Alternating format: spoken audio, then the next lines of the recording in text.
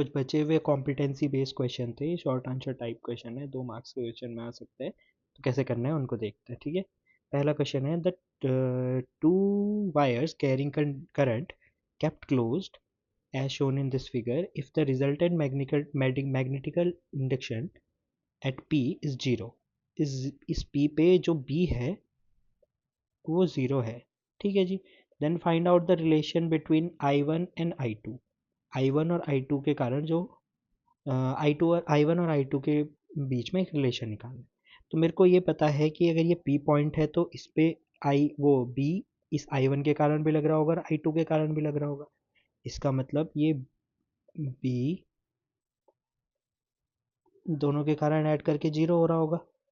हाँ, और rather I can say, क्योंकि ये वेक्टर क्वांटिटीज़ हैं तो इनका मैग्नीट्यूड इस तरीके से सिमिलर होगा होगा क्यों कि अगर अगर इनका मैग्नीट्यूड इनकी अगर डायरेक्शन अपोजिट नहीं होती है तो मैग्नेटिक मैं ऐड ही नहीं कर सकता हूँ। अपोजिट इन द सेंस एक या तो I1 या तो I2 के कारण, दोनों में से किसी एक के कारण मैग्नेटिक जो इंडक्शन होगा वो अंदर की तरफ होगा और एक का बाहर की तरफ होगा, जो एक दूसरे को कैंसिल आउट कर रहे होंगे डायरेक्शन में। अब देख भी लो, राइट हैंड थंब रूल लगाओ और I1 के कारण मैग्नेटिक इंडक्शन देखो, इनवर्ड जा रहे और I2 के कारण देखो आउटवर्ड आ रहा है, तो एक दूसरे को कैंसिल आउट कर रहे हैं ये दोनों। तो इसका मतलब ये रिलेशन चाहिए मेरे को। अब ये रिलेशन से मैं क्वेश्चन सॉल्व करूँगा, ठीक है। तो B1 कितना है, B1 मतलब एक लॉन्ग वायर के कारण किसी एक पॉइंट में मैग्नेटिक इंडक्शन कितना होता है या मैग्नेटिक फील्ड कितना होता है, म्यू नॉट आई। I1 है तो 2 पाई आर होता है। आर कितनी डिस्टेंस है, ये x, ठीक है। दूसरा क्या होता है, म्यू नॉट I2 सेकेंड वाले के कारण 2 पाई, ये डिस्टेंस कितनी है y, ये दोनों कट गए, ये दोनों कट गए, ठीक है। आ गया I1 अपॉन I2 का रिलेशन आ गया x अपॉन वाई। यही करना है। कॉम्पिटेंसी बेस्ड क्वेश्चनों में यही बहुत अच्छा होता है कि you don't have to solve everything, ठीक है। तुम्हें ना रिलेशन बेस्ड क्वेश्चन करने होते हैं, ठीक है। रिलेशन बेस्ड करने होते हैं तो चीज़ें आसान लगती है, आसान हो भी जाती है एग्जैक्टली। अच्छा, फिर इसने क्या पूछा नेक्स्ट, व्हीटस्टोन ब्रिज है, 3 रजिस्टेंस है P Q और R। बोले connected in 3 arms of a Wheatstone bridge. अच्छा, ये व्हीटस्टोन ब्रिज है तो समझ में आ गया होगा, बैलेंस कंडीशन होगी कहीं। फोर्थ जो है वो 2 रजिस्टर से बन रहा है, तो ये जो फोर्थ आर्म एस आर्म है, एस वाली आर्म है, ये 2 रजिस्टेंस से बन रही है, S1 और S2, जो कि एक दूसरे के साथ पैरेलल में है, S1 और S2 connected in parallel. New condition for bridge to be balanced. तो ब्रिज की बैलेंस होने की नई कंडीशन बताओ। तो पहली कंडीशन क्या होती है, P upon Q is equals to R upon S, ठीक है। अब इस S की जगह पे क्या होगा, S इक्विवेलेंट होगा क्योंकि यहाँ पे 2 रजिस्टर लगे हुए हैं। और S1 और S2 का रेजिस्टेंस कैसे निकालूंगा मैं, 1 equivalent upon 1 S1 plus S2। तो ये कितना हो जाएगा, P by Q is equals to R by S। कितना होगा, S S1 S2 S1 plus S2, यही होगा, ठीक है। हाँ, सॉल्व करने के बाद रेजिस्टेंस को बस S की जगह पे पुट कर, और कुछ नहीं किया। नेक्स्ट, अब ऐसे क्वेश्चन आ गए तो क्या करना, यहाँ पे बेसिक लगाना है। उसने कहा एक थिन कॉन्वेक्स लेंस है जिसकी फोकल लेंथ f है, उसको कट कर दिया बीच से, ऐसे कट कर दिया, देन कंबाइंड इस तरीके से साइडवेज लगा दिया और अपोजिट साइड में लगाया। तो बताओ कि फोकल लेंथ के ऑफ कॉम्बिनेशन ऑफ फिगर 1 और फिगर 2 क्या होगी। भैया इसका ऊपर वाले पार्ट की फोकल लेंथ f है तो नीचे वाले पार्ट की भी फोकल लेंथ f होगी, है ना। अब जब जब भी हम कॉम्बिनेशन की फोकल लेंथ निकालते हैं तो कैसे निकालते हैं, 1/f is equals to 1/f1 plus 1/f2। अब ये दोनों ही क्या है, एक ही लेंस के पार्ट हैं, तो क्या हो जाएंगे दोनों, 1/f प्लस 1/f, जो हो जाएगा 2/f। तो इसका मतलब focal length of first figure क्या हो गई, f/2, हाफ हो गई। सिंपल सी बात है। चलो जी नेक्स्ट। अच्छा, नेक्स्ट वाले में थोड़ा कॉम्पिटेंसी बेस है, कम कॉम्पिटेंस मतलब दिमाग लगाना पड़ेगा यहाँ पे। बोलो कि भैया ये जो है हाफ कॉनकेव लेंस है, ठीक है, और ये उल्टा हाफ कॉनकेव लेंस है। ये भाई साहब इधर को अगर नॉर्मली अगर ये ऐसा लेंस है तो इसका अपर हाफ ऐसे चीज़ों को कन्वर्ट करेगा, और लोअर हाफ होता है, लोअर हाफ हमेशा चीज़ों को अंदर को कन्वर्ट करता है। तो भैया ये सोचो कि अगर ये रे इनवर्ड ट्रांसवर्ज करती है इसे, तो ये जो सेकंड लेंस है ये इसे क्या कर देगा, स्ट्रेटन अप कर देगा, करेगा नहीं करेगा? ये इसे इनवर्ट ट्रांसफर कर रही है तो ये कैसे करेगा, ये इनवर्ट कर इसको स्ट्रेटन अप कर देगा। इसका मतलब ये क्या बन जाएगा, एक प्लेन मिरर जैसा काम करने लगेगा। क्या करेगा, एक प्लेन मिरर जैसे काम करने लगेगा। और प्लेन मिरर की फोकल लेंथ क्या होती है, इन्फिनिटी होती है। ठीक है, क्या होती है, इन्फिनिटी होती है। अच्छा, नेक्स्ट क्या है, डुअल नेचर। हाँ, changing electric field produce magnetic field and vice versa. क्या बोला कि इलेक्ट्रिक फील्ड को अगर मैं चेंज करूँ तो वो क्या बनाता है, मैग्नेटिक फील्ड बनाता है, और मैग्नेटिक फील्ड को चेंज करूँ तो वो इलेक्ट्रिक फील्ड बनाता है।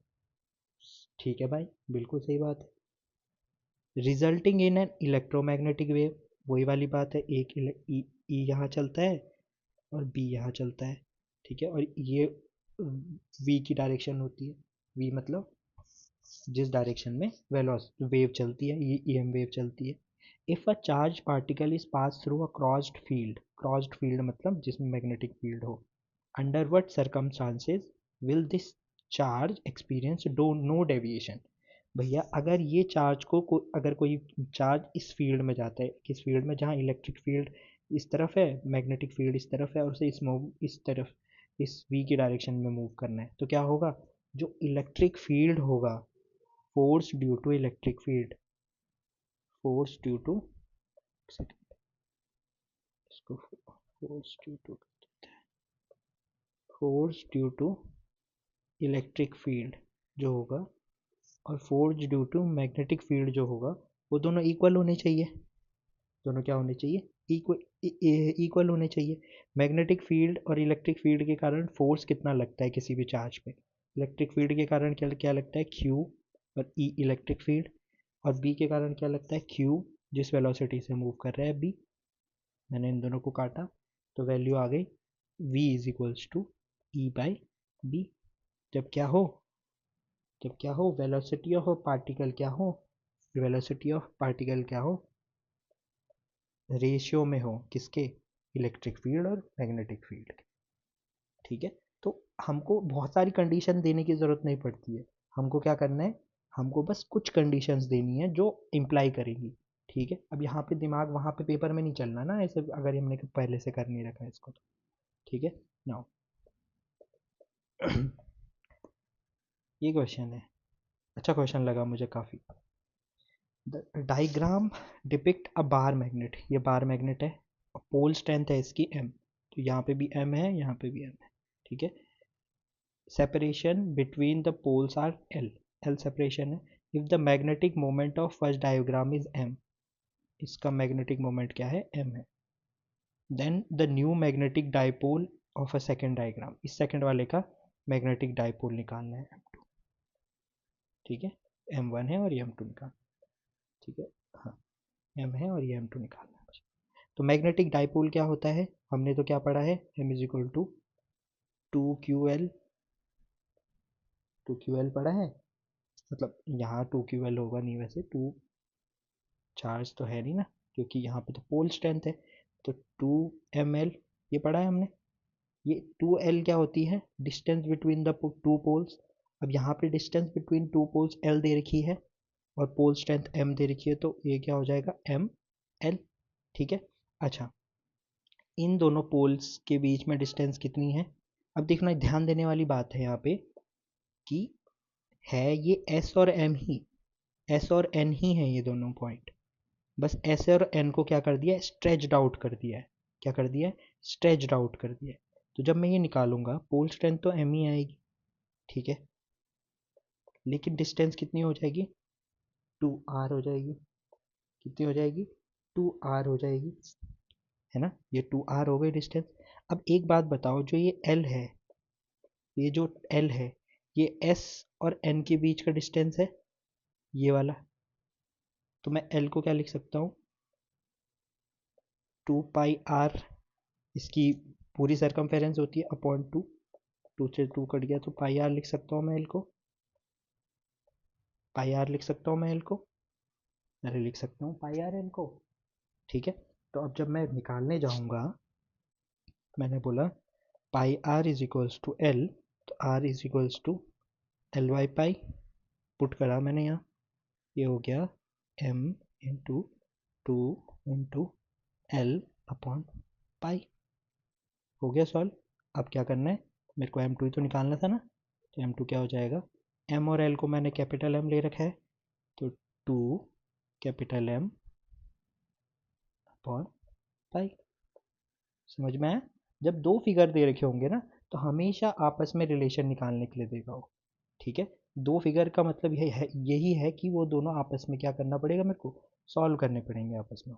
ठीक है, हाँ, तो मैं यहाँ पे एक बार आंसर लिख भी देता हूँ, क्या आ गया था, एम टू टू, ठीक है। अच्छा, नाउ क्या है ये, ऑब्जर्व टू डायग्राम, बताओ कि कौन सा डायग्राम में डायमैग्नेटिक कौन है, फेरोमैग्नेटिक कौन है। तो भैया हमको पता है डायमैग्नेटिक के अंदर से ज़्यादा इलेक्ट्रिक फील्ड, वो मैग्नेटिक फील्ड लाइन जाती नहीं है, तो ये डायमैग्नेटिक है और ये फेरोमैग्नेटिक है। ये फेरो हो गया, ये डायमैग्नेटिक।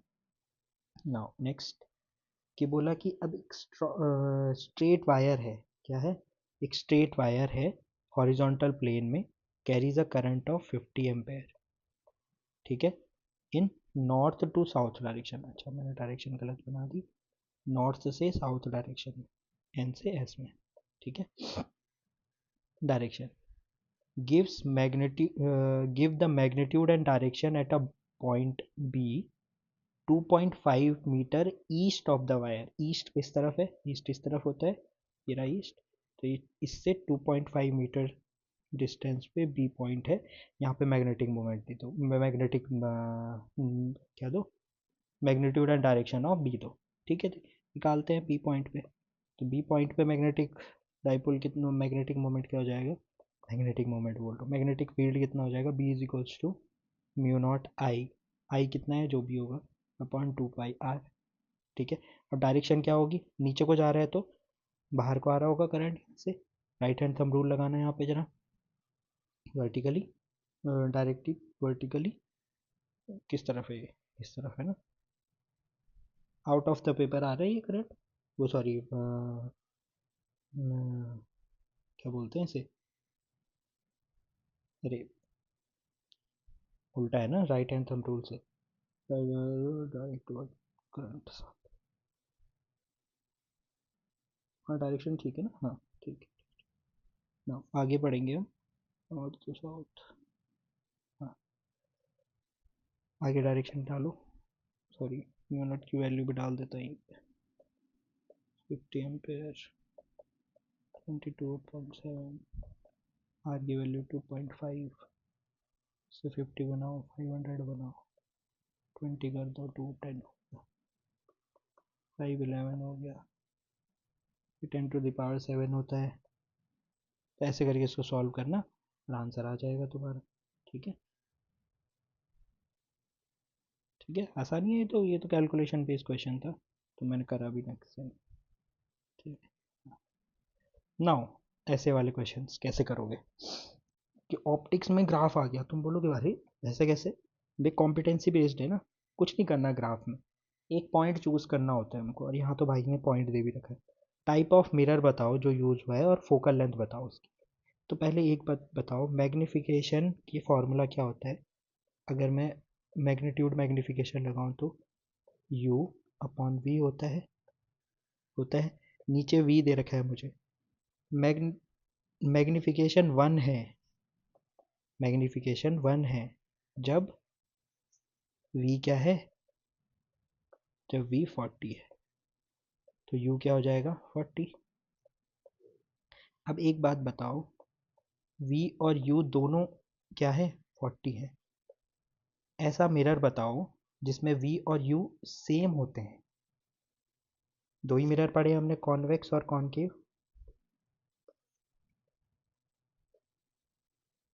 है ना, कॉन्वेक्स में तो दो ही प्रोबेबिलिटी होती है, या तो इन्फिनिटी पे हो ऑब्जेक्ट, या फिर पी और एफ के बीच में हो, यही दो कंडीशंस होती है।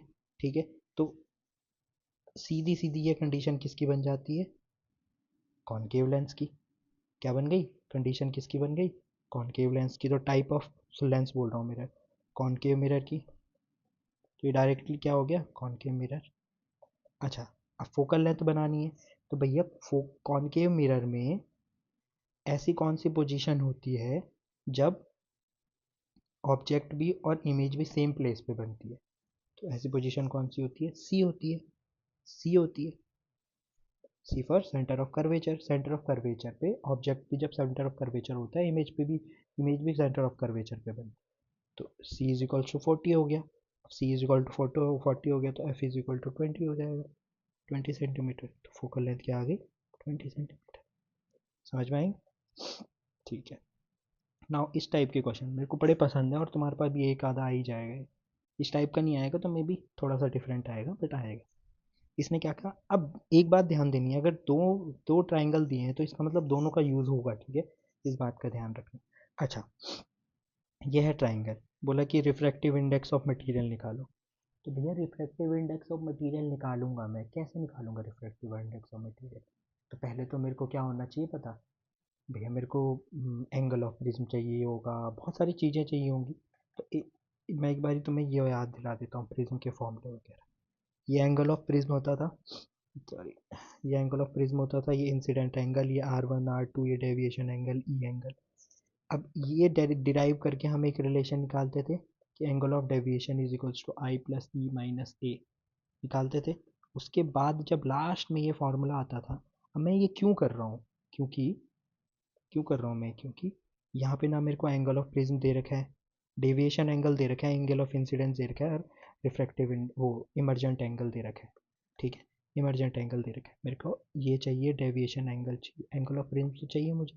तो एंगल ऑफ प्रिज्म के लिए क्या है, मैं इन सब का यूज़ करूँगा और इसमें पुट करूँगा, तो मेरा म्यू आ जाएगा। ठीक है, सॉल्व करते हैं चलो इसको। तो सबसे पहले बेसिक जो फॉर्मूला होता है, क्या होता है कि del is equals to I plus E minus A. ये रिलेशन निकालते हैं हम। जो नहीं आता है तो ये डेरिवेशन कर लेना, या मेरे को लगता है आना चाहिए पेपर। ठीक है, तो एंगल ऑफ प्रिज्म निकालना है मुझे, तो A is equals to I plus E minus deviation angle पहले वाले से करा तो 53 प्लस 42 माइनस 35 हो गया 60। ए इज इक्वल्स टू 60 आ गया। तो ये भी 60 होगा, तो ये भी भाई साहब भी 60 होंगे, दोनों एक ही प्रिज्म में। ठीक है, नाउ अब मेरे को म्यू निकालना है।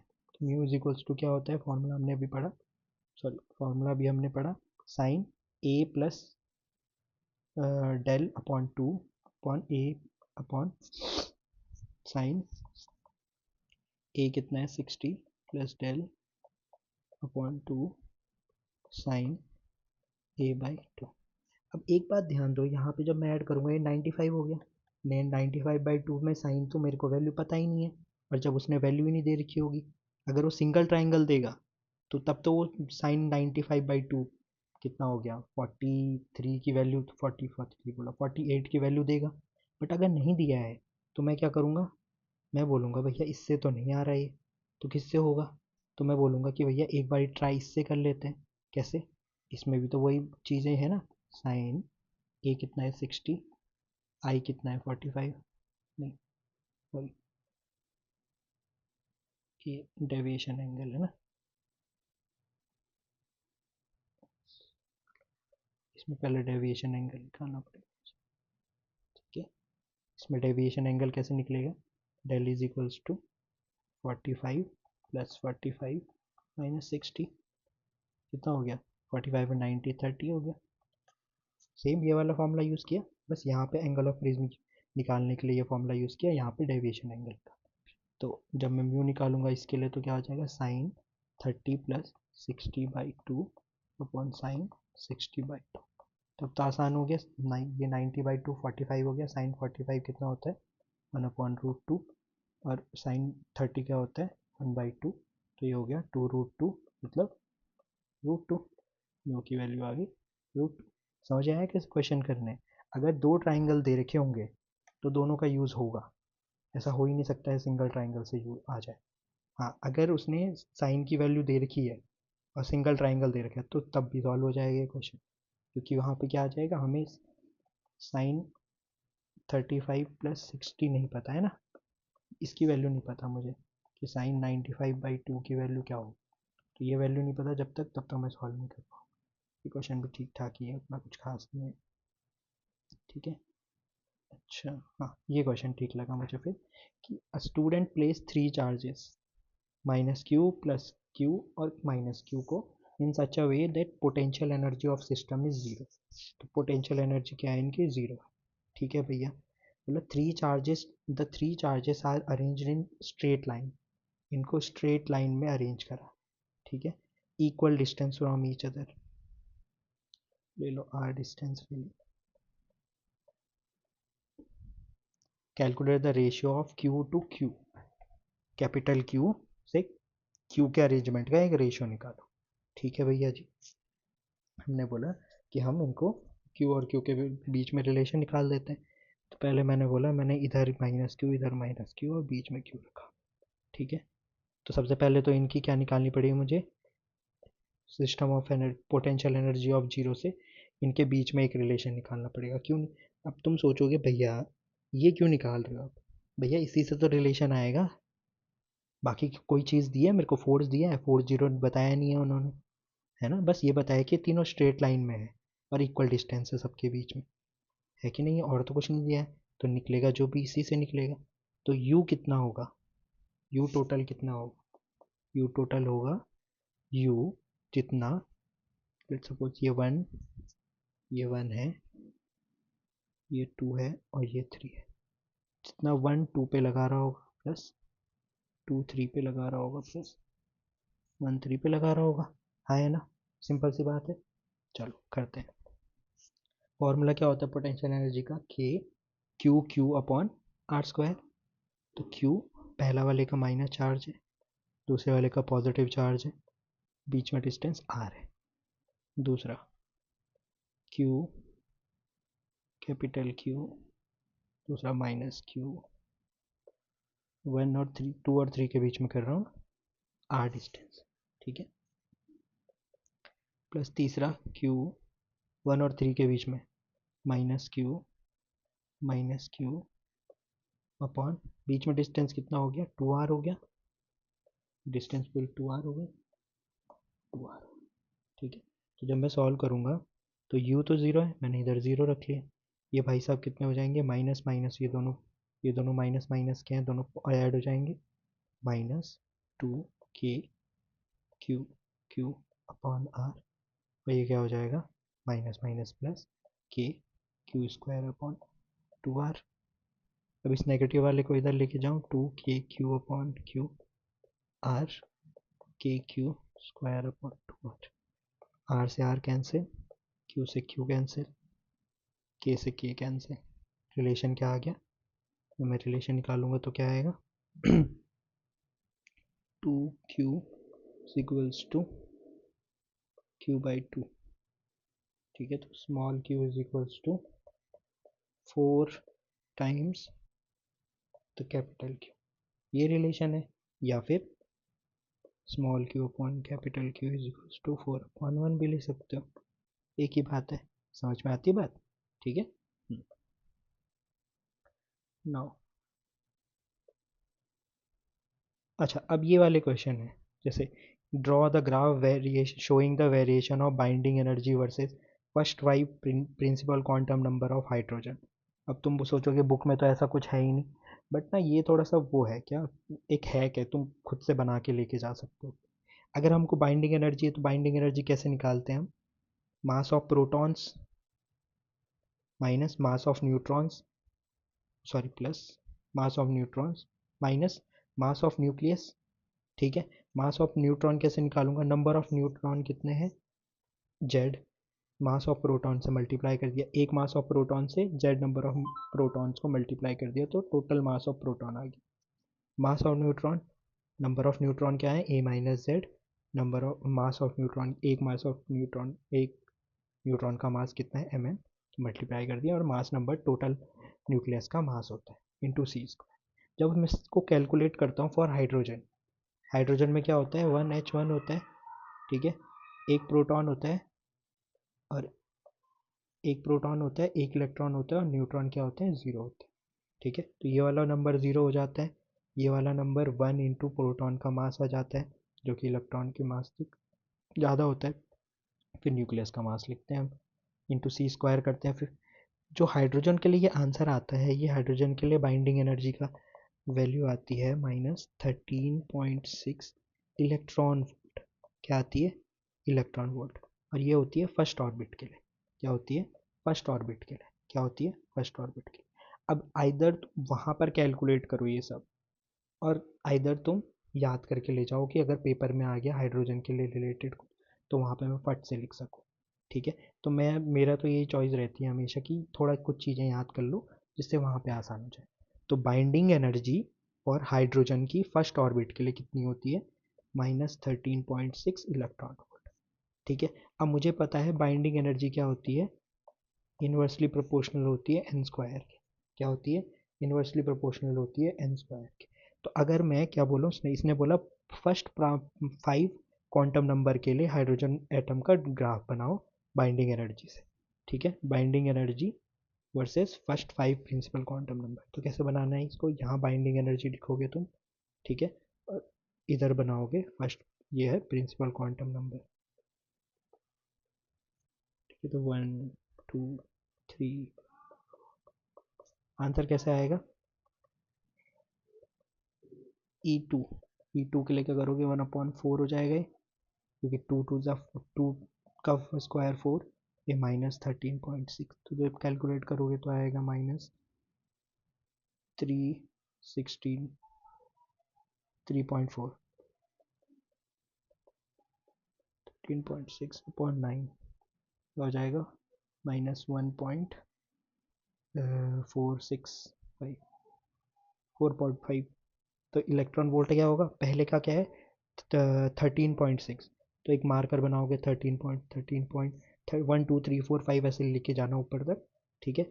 और थोड़ा बीच में ठीक ठाक गैप छोड़ देना, ठीक है, क्योंकि तुम्हारे बीच, क्योंकि यहाँ पे जब तुम लिखोगे 13, तो यहाँ पे पहले वाली का लिखना -13.6, दूसरे पे जब लिखोगे तो ये आएगा 3 पॉइंट समथिंग, 3.4, फिर 1.5 आ रहा है थर्ड वाले के लिए।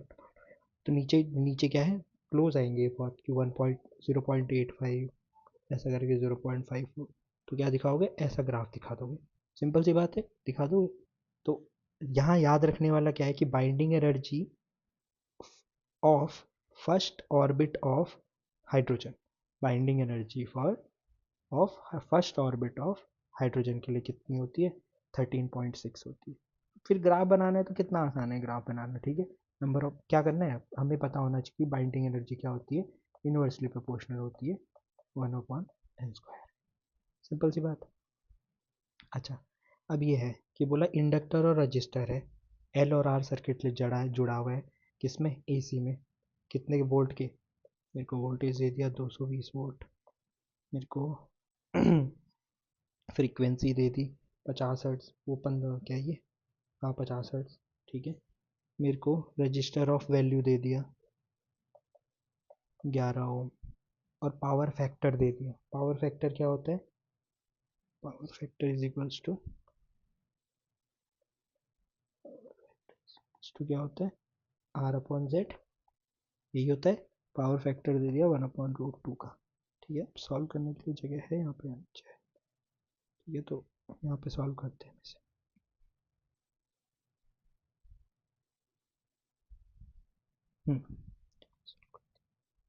कि भाई साहब पावर फैक्टर हमको दे रखा है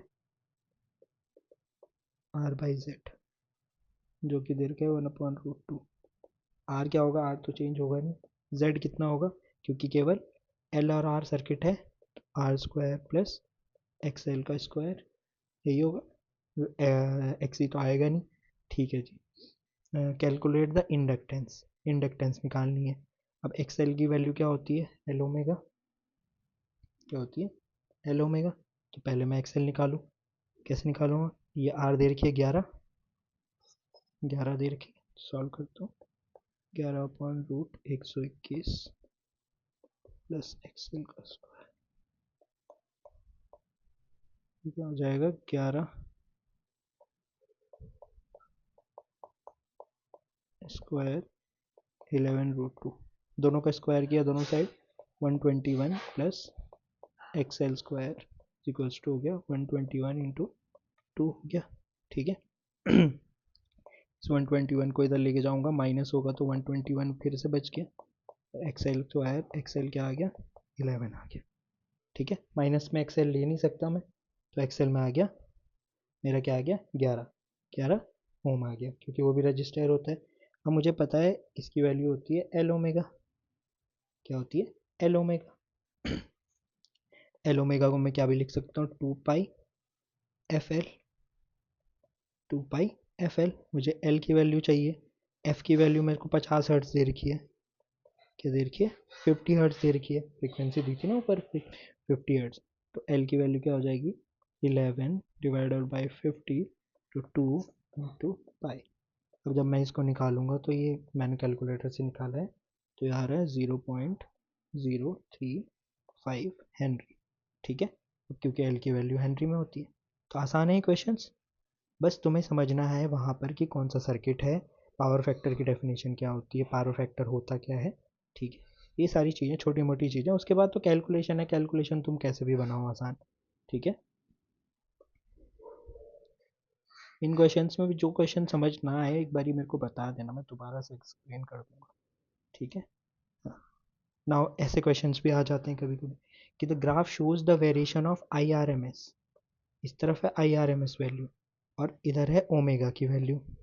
क्या है ओमेगा की वैल्यू, two different L C R circuit के लिए, which of the two will have lower power factor and calculate the resonance frequency of two. तो मेरे को रेजोनेंस फ्रीक्वेंसी जेड निकालनी है और मेरे को पावर फैक्टर देखना है कि पावर फैक्टर किसका लो है। तो पावर फैक्टर की डेफिनेशन क्या होती है, मतलब फार्मूला क्या होता है आर अपॉन जेड। ठीक है, तो ये क्या है आर अपॉन जेड। तो आर अपॉन जेड से मतलब ये है कि अगर जेड में रेजोनेंस में होता है तो इम्पीडेंस मैक्सिमम या मिनिमम चेक करता हूँ मैं, इस वैल्यू पे अगर मैं चेक करूँ जहाँ ओमेगा है, आई एक सेकेंड, अगर पावर फैक्टर की बात करें तो आर अपॉन जेड होता है। ठीक है, तो इस वैल्यू पे आर की वैल्यू ज़्यादा है और इसी वैल्यू पे आर की वैल्यू दूसरे पे ज़्यादा, सॉरी आर टू वैल्यू ज़्यादा है आर वन पे जब ओमेगा नॉट की वैल्यू 1 है। हाँ है ना, जब रेजोनेंस में ओमेगा 1 की वैल्यू सेम है, आर टू की वैल्यू ज़्यादा है आर वन से। जेड की वैल्यू डिपेंड करती है ओमेगा पे, क्योंकि जेड रेजोनेंस फ्रीक्वेंसी है। अच्छा, रेजोनेंस इम्पीडेंस है सॉरी, अगर आर टू ज़्यादा होता है तो पावर फैक्टर भी ज़्यादा होगा, अगर आर वन ज़्यादा होता है तो पावर फैक्टर भी ज़्यादा होगा। यहाँ पर कौन ज़्यादा है आर टू ज़्यादा है, तो आर टू का ज़्यादा होने का मतलब है power factor of R two ज़्यादा है, सही इस वाले ग्राफ का ज़्यादा है। इसीलिए अगर power factor lower power factor की बात कर रहा है तो ये आर वन ग्राफ है। क्या है आर वन ग्राफ।